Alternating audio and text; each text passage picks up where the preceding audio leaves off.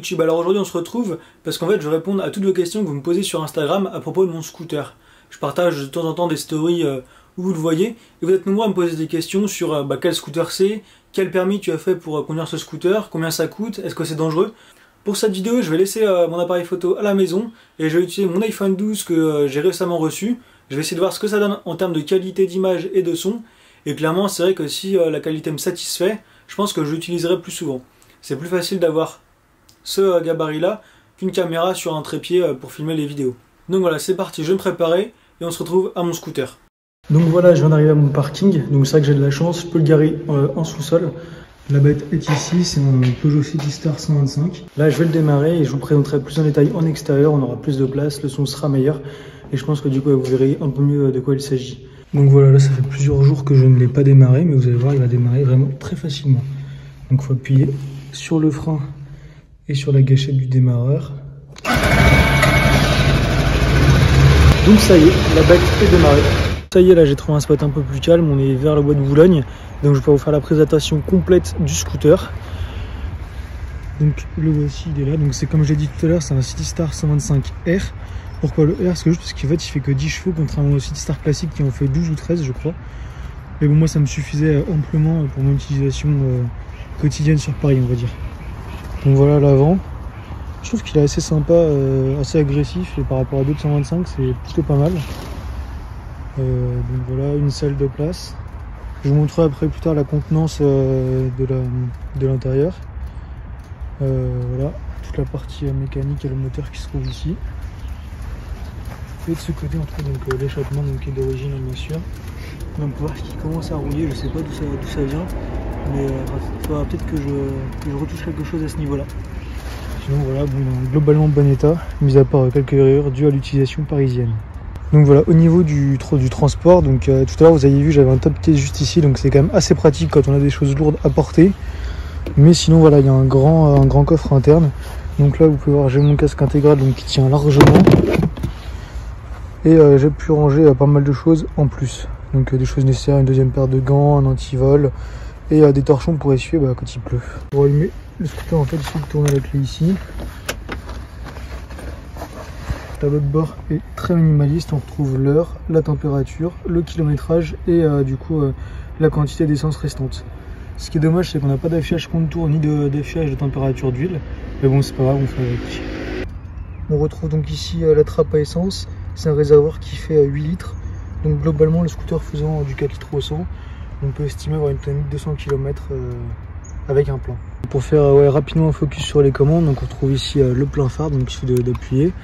Là on a le phare, donc du coup le phare de croisement et le phare de route, les clignotants à droite et à gauche et l'avertisseur sonore. De ce côté on retrouve le coupe-circuit, les clignotants, les warnings, donc ça c'est très pratique quand on fait de l'interfile. Sinon voilà c'est très simpliste, c'est du plastique, mais voilà c'est assez basique. Au niveau des freins, je peux vous montrer.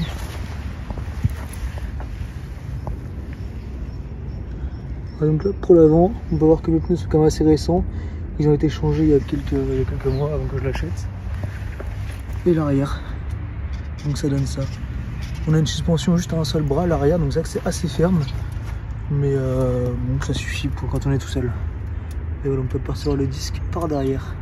Donc ça y est, je viens de rentrer de l'essai, donc je vous réponds maintenant à quelques questions qui pourraient vous intéresser et directement liées au scooter et à son utilisation. Alors pourquoi un 125 cm3? Tout simplement parce que ça répond exactement à tous mes critères puisque je suis en Île-de-France. Je roule sur une plage kilométrique allant de 30 km/h à 110 km/h, donc c'est parfait pour les performances d'un 125. A la base, je voulais partir sur un 50 cm3 en électrique, parce que ça permettait d'avoir les mêmes performances qu'un 125, mais sans avoir les contraintes de permis et de formation et d'assurance. Mais au final, je me suis rendu compte qu'être bridé à 45 km/h, c'était vraiment dangereux pour sortir de certaines situations. J'aurais également pu prendre quelque chose de plus puissant, donc un 250 ou même une moto plus puissante, mais au final, je me suis rendu compte que ça ne servait à rien et que ça allait me coûter plus cher. Donc pour l'instant, voilà, c'est pour ça que j'ai fait un choix, le scooter en 125 cm3. Alors le Citystar, je ne l'ai pas spécialement choisi, qu'en fait quand j'ai commencé à lancer mes recherches pour mon scooter, je n'y connaissais pas grand chose, et donc vraiment j'ai cherché dans une gamme de prix qui m'allait, et en fait c'est avéré que le Citystar était un prix qui m'intéressait. Ce modèle là il est de 2015, il avait 13 000 km à l'époque, donc c'était vraiment peu et ça me permet d'avoir vraiment de faire une bonne affaire et de pouvoir facilement le revendre par la suite. Pour moi, il est indispensable d'avoir un scooter pas très kilométré, parce qu'après pour le revendre d'ici 1 ou 2 ans, ce sera plus simple et il sera en meilleur état.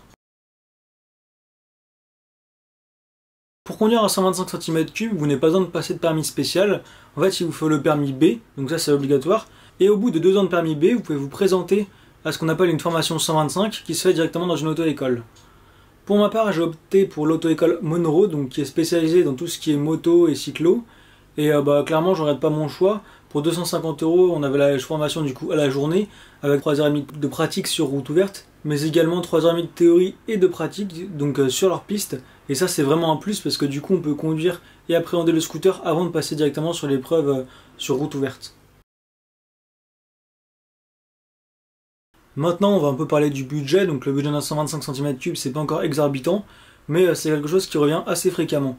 Donc au niveau du scooter, pour avoir quelque chose de fiable, je vous conseille de partir sur quelque chose entre 1000 € minimum jusqu'à 2000-2500 € en occasion. Et sur du neuf, après, les gammes de prix sont assez larges, puisqu'on retrouve des scooters neufs à 2000-2500 € sur des marques comme Sim, à des scooters plus onéreux mais vraiment qualitatifs, comme des Honda.